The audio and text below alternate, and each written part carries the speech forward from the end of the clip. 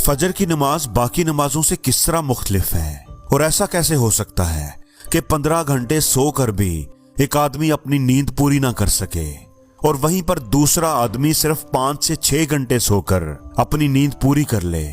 ये sleep pointers क्या होते हैं और साइंस इनके बारे में क्या कहती है और फजर की नमाज का इन स्लीप पॉइंटर्स के साथ क्या रिलेशन है। ऐसा क्यों होता है कि बासफा हम कई घंटे सोने के बाद भी थका थका महसूस करते हैं। दोस्तों आज की वीडियो में हम इसी के बारे में बात करेंगे। दोस्तों फजर की नमाज बाकी नमाजों से मुख्तलिफ है। आप सोचेंगे कि वो कैसे। फजर की नमाज बाकी नमाजों से इसलिए मुख्तलिफ है कि एक तो उसकी अजान में एक जुमला है जो बाकी नमाजों की अजान में नहीं होता और वो जुमला है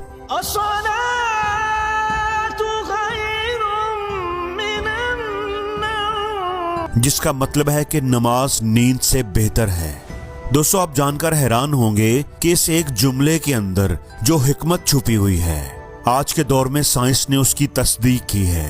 इस एक जुमले के अंदर बड़े मजे की साइंस छुपी है।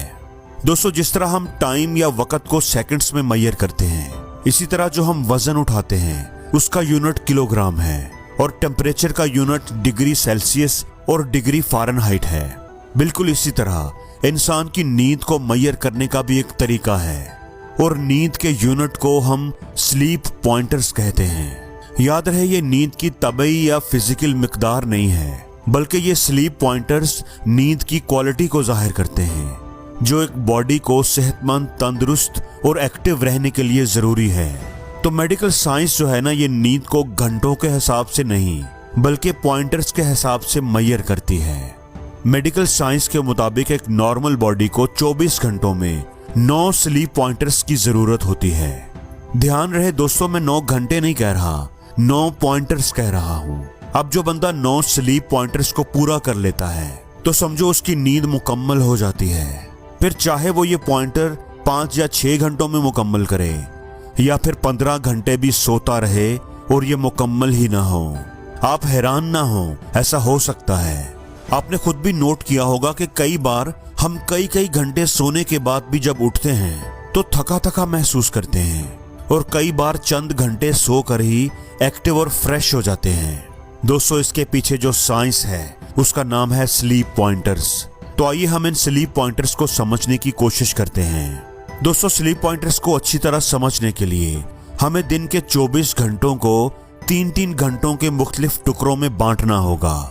दिन 12 बजे से लेकर 3 बजे तक, फिर 3 बजे से लेकर 6 बजे तक, 6 से लेकर 9 बजे तक और 9 से रात 12 बजे तक। इसी तरह रात 12 से लेकर 3 बजे तक, फिर 3 बजे से सुबह 6 बजे तक, 6 से 9 बजे और फिर दिन 9 बजे से दोपहर 12 बजे तक। अब ये जो रात के 9 से 12 बजे वाले 3 घंटे हैं, इन 3 घंटों में हर एक घंटे के आपको 2 स्लीप पॉइंटर्स मिलेंगे। मतलब इन 3 घंटों अगर आप ये 3 घंटे सो जाएं तो आपको 6 स्लीप पॉइंटर्स मिल जाएंगे। अब इसके बाद रात 12 बजे से लेकर 3 बजे तक जो ये 3 घंटे हैं, इनमें हर एक घंटे का आपको 1 स्लीप पॉइंटर मिलता है। यानी कि इन 3 घंटों के आपको 3 स्लीप पॉइंटर्स मिलेंगे। और अगर आप रात 3 बजे से लेकर सुबह 6 बजे तक सोते हैं तो आपको हर घंटे का हाफ पॉइंटर मिलता है। यानी ये 3 घंटे सोकर आप सिर्फ 1.5 पॉइंटर हासिल कर पाएंगे। और इसके बाद 6 बजे से लेकर 9 बजे तक, या फिर इसके बाद 9 से लेकर 12 बजे दोपहर तक, या 12 से 3 बजे तक, और 3 बजे से लेकर शाम 6 बजे तक, और शाम 6 बजे से लेकर रात 9 बजे तक जब भी आप सोएंगे तो आपको हाफ पॉइंटर से भी कम ही मिलेगा। यानी इन घंटों में आपको नींद की वो क्वालिटी नहीं मिलेगी जो आपके जिस्म को रिफ्रेश करने के लिए जरूरी है, जो आपके जिस्म को रीगेन करने के लिए जरूरी है। अब इस स्लीप पॉइंटर सिस्टम के मुताबिक एक बंदा इशा की नमाज पढ़कर अगर रात को 9 बजे सोए तो रात 12 बजे तक उसके 6 स्लीप पॉइंटर्स हो जाएंगे। और अगर वो मजीद 3 घंटे सोया रहे यानी 12 बजे से लेकर रात के 3 बजे तक, तो इसको 3 स्लीप पॉइंटर्स और मिलेंगे और इसके 9 स्लीप पॉइंटर्स मुकम्मल हो जाएंगे। सिर्फ 6 घंटे सोने से इसके जिस्म को एक मुकम्मल नींद मिल गई।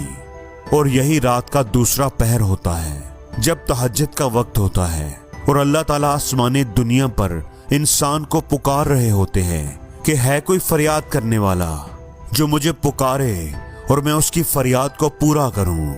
लेकिन दोस्तों, हम लोग क्या करते हैं? हम तो इसके उलट ही करते हैं। हम रात के 12-1 बजे तक आराम से जागते रहते हैं, टीवी या मोबाइल देखते हैं या बाजारों में घूमते रहते हैं, और जब सुबह होने लगती है तो हमें नींद आने लगती है। हम सोने के लिए लेट जाते हैं और दिन के 11-12 बजे तक सोए रहते हैं। अब एक बंदा अगर सुबह 3 बजे सोए और सुबह 3 बजे से लेकर रात के 9 बजे तक भी सोता रहे, यानी पूरा दिन भी सोया रहे, तो फिर भी वो अपने 9 स्लीप पॉइंटर्स मुकम्मल नहीं कर पाएगा। वो एक अच्छी नींद नहीं हासिल कर सकता जो उसके जिस्म को रिफ्रेश होने के लिए जरूरी है। तो दोस्तों, साइंस का भी यही कहना है कि अच्छी नींद को इंसान रात के पहले पहर तक ही हासिल कर सकता है। अगर हम अल्लाह के नबी पाक सल्लल्लाहु अलैहि वसल्लम की जिंदगी पर भी नजर दौड़ाएं तो आप सल्लल्लाहु अलैहि वसल्लम ने भी रात को जल्दी सोने का, मतलब इशा की नमाज के बाद सो जाने का हुक्म दिया है। आप अल्लाह के नबी पाक सल्लल्लाहु अलैहि वसल्लम की जिंदगी पर गौर करें तो आपको शायद ही कोई ऐसा वाकया मिले जिसमें आपने ये सुना हो कि आप सल्लल्लाहु अलैहि वसल्लम इशा की नमाज के बाद सहाबा के साथ मस्जिद में या कहीं और बैठे हों या आपने दरसो तदरीस की हो। मतलब आप सल्लल्लाहु अलैहि वसल्लम ने रात को जल्दी सोना ही पसंद किया है। हम फजर की नमाज और उसकी अजान की बात करें तो उसमें जो अल्फाज हैं कि नमाज नींद से बेहतर है, तो इसका एक मतलब ये भी है कि चूंकि रात 3 बजे के बाद हाफ स्लीप पॉइंटर भी नहीं मिलता, तो उस वक्त सोने का कोई फायदा भी नहीं। मुझे याद है कि जब हम छोटे होते थे तो तब रात 8 बजे लगने वाला ड्रामा भी हम मुश्किल से ही देखते थे, और रात 9 बजे तो टीवी बंद ही कर दिया जाता था और सब लोग सोने की तैयारी करते थे। शायद यही वजह थी कि उस वक्त डिप्रेशन कम था, लोग सादा जिंदगी गुजारते थे लेकिन खुश रहते थे, लोगों को नफ्सियाती प्रॉब्लम्स कम होती थी। आप पुरानी बात छोड़ें, दीन की बात भी छोड़ें, आप आज की डेट में दुनिया के अमीर लोगों की रूटीन को स्टडी करके देखें। दुनिया के टॉप 10 अमीर लोगों को देखें तो कोई सुबह 5 बजे उठता है और कोई 6 बजे। सभी कामयाब और अमीर लोगों के अंदर सुबह जल्दी उठने की आदत होती है। और दोस्तों, सुबह जल्दी उठने का मतलब है रात को जल्दी सोना, क्योंकि रात को जल्दी सोएंगे तभी तो सुबह एक्टिव और फ्रेश जल्दी उठ पाएंगे।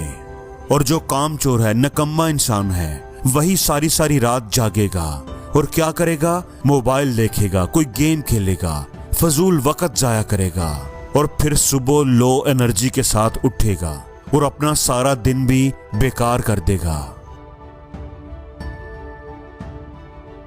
और जिंदगी में हर रोज कुछ नया सीखो, नया सोचो, नया करो, लर्न करो।